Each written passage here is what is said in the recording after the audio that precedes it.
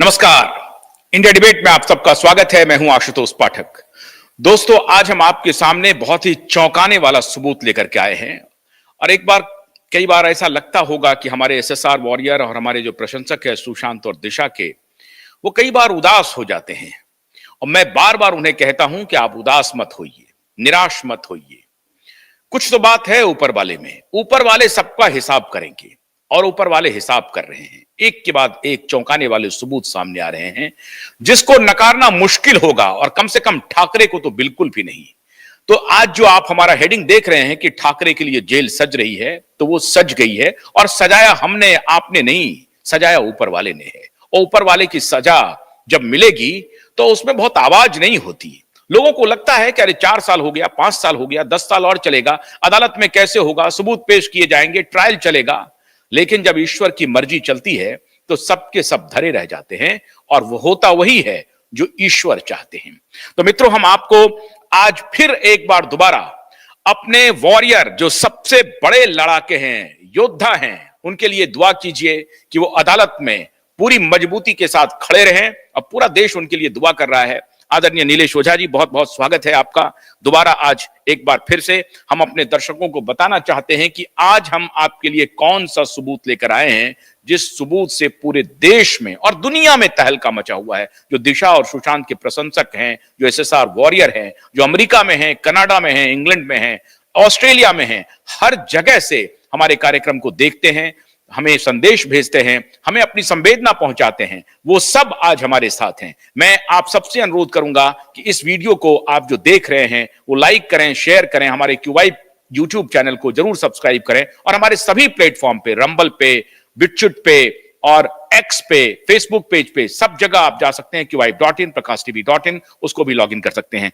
तो अब शुरुआत करते हैं नीलेश जी। नीलेश जी, अब आप खुलासा करें कि वो कौन सा सबूत है जो सबकी आंखें खोल देगा, और जेल जो सज रहे हैं वो बिल्कुल खुल जाएंगे उनके दरवाजे।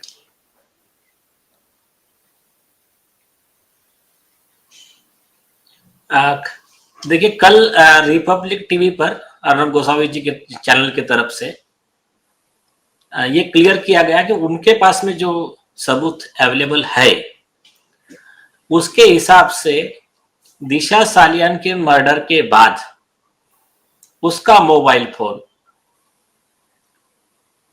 आगे 9 दिन तक, मतलब 17 जून 2020 तक एक्टिव था। उससे फोन हुए, व्हाट्सएप कॉल हुए, और जो भी चीजें हुई है वो हुई है। तो इससे दो चीजें और आगे मतलब निकलकर सामने आ रही है। पहली चीज, उस समय का जो वो इन्वेस्टिगेशन ऑफिसर था, होपलेस छोड़े, क्रिमिनल, जिसने इसको कवर अप करने के लिए और उसको बचाने के लिए आदित्य ठाकरे एंड अदर्स को, उसका फोन सीज ही नहीं किया, उसके बारे में कोई रिकॉर्ड नहीं। और दूसरी चीज, ये आरोपी लोग दिशा सालियान के फोन से ये चेक कर रहे थे कि इसने किन किन लोगों को, वो वाले सबूत जिनको ये चाह रहे थे, जिसके वजह से दिशा का मतलब मर्डर किया गया, तो वो वाली चीजें सुशांत सिंह राजपूत के अलावा किस किस से शेयर की, किस किस से बात की, क्या क्या इसके फोन में अवेलेबल है, क्या डिलीट किया, ये सब का आरोपी लोगों का जो फोरेंसिक इन्वेस्टिगेशन हो रहा था, जो भी XYZ पुलिस अधिकारी की मदद से, तो उस मामले में मतलब उन्होंने जो सब उनका ये किया, और उसके बाद में सुशांत सिंह राजपूत का मर्डर और अराउंड 10 लोगों की संदिग्ध मौत, मतलब वही मर्डर करने का, या तो किसको एक्सीडेंट दिखाने का, किसको सुसाइड दिखाने का, किसको और क्या दिखाने, और कुछ तो पता भी नहीं चला कि मरा है या गायब हो गया है, जो भी हो गया है। तो ये सब चीजें जो हुई है, कि इस कड़ी की सबसे अहम मतलब इसका ये सबूत है। और इससे आदित्य ठाकरे तो उनके खिलाफ तो ऐसे भी बहुत सबूत है, लेकिन इस एडिशनल लिंक की वजह से मुंबई पुलिस के उन अधिकारियों का जो सही फेस है, सही चेहरा है, उनका मतलब चरित्र है, वो सामने आ गया है। और ये बहुत बड़ा ग्राउंड है उन पुलिस अधिकारियों को भी अरेस्ट करने के लिए कि आपने गैंगरेप, मर्डर और अगर बड़े क्रिमिनल ऑफेंस के कॉन्स्पिरेसी के आरोपियों को बचाने के लिए आपने कॉन्स्पिरेसी रची और आपने आपके पुलिस पद का दुरुपयोग किया। तो ये बहुत बड़ा सबूत है उनके खिलाफ, और ये बहुत बड़ा सबूत है एसआईटी के अधिकारी के खिलाफ कि आपके पास दिसंबर 2023 से एसआईटी का इन्वेस्टिगेशन दिया, आप 1.25 से 1 साल से कर क्या रहे हो? आप जाकर वो पुलिस अधिकारी को क्यों नहीं अरेस्ट कर रहे हो? आप आदित्य ठाकरे को अरेस्ट, उसके पहले तो सेकंड चीज है, आपने एफआईआर क्यों नहीं रजिस्टर किया? और उसके बाद में इन लोगों को अरेस्ट क्यों नहीं किया? आपने इन मुद्दों पर इन्वेस्टिगेशन क्यों नहीं किया? तो ये सारी चीजें जो है, इसका जवाब भी एसआईटी को, जनता को भी देना पड़ेगा और हाईकोर्ट में तो देना ही पड़ेगा।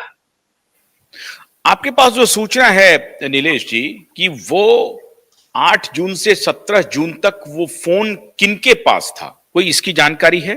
क्या वो आदित्य ठाकरे के पास था या रोहन रॉय के पास था?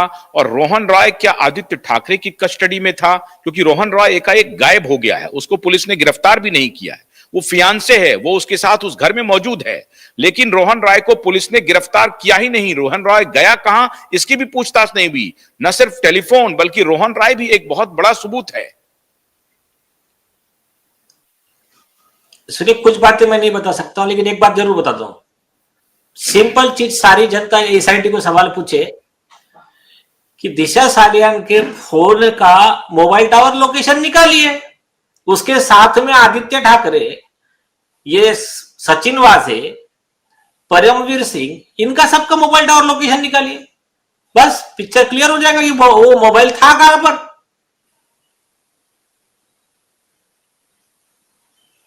रोहन रॉय का भी इसमें, रोहन रॉय के भी पास तो मोबाइल होगा ना, उसका अपना भी मोबाइल होगा। हाँ बिल्कुल, रोहन रॉय का भी मोबाइल निकालिए, वो हिमांशु सिखरे और कौन कौन थे उस पार्टी में, सबका निकालिए ना। और इसमें ना सबसे पहले, वो ठीक है उनको तो एक हो गया, ये रोहन रॉय को भी कस्टडी में लेने की जरूरत है। वो उसका रोल सिर्फ इतना नहीं था। रोहन रॉय जो था, उसने जो डील किया उन लोगों से, वो अलग चीज है, लेकिन उसका रोल सिर्फ इतना नहीं था। उसका रोल आगे जाकर दिशा सालियान के पेरेंट्स को लेकर प्रेस कॉन्फ्रेंस करा रहा है, इनके ही इसमें चैनल में वो इंटरव्यू दिलवा रहा है, और बाद में आदित्य ठाकरे के लीडर को बुलाकर इनके माता पिता को बोलकर कंप्लेंट करवा रहा है। इसमें उसका क्या रोल है? उसका डिटेल जो इन्वेस्टिगेशन है एसआईटी ने जरूर करना चाहिए कि क्या हुआ। इस मामले को उठाने वाले 2 लोग मेन थे, ये बात सारे देश को मानना ही पड़ेगा, और सब दिखती बात है। पहली चीज अर्नब गोस्वामी जी, और सेकंड थे नीतीश राणे जी। तो इसमें दोनों लोगों को दबाने का पूरा ट्राई हुआ। अर्नब गोस्वामी जी के खिलाफ में एफआईआर रजिस्टर करके उनको अरेस्ट करना, उनके खिलाफ में पिटीशन फाइल किया गया, और इधर नीतीश राणे जी के खिलाफ में भी केस रजिस्टर की गई। उनके पिताजी को उनको अरेस्ट किया गया, बेल लेना पड़ा, मतलब जो भी उन्होंने पुलिस ने किया।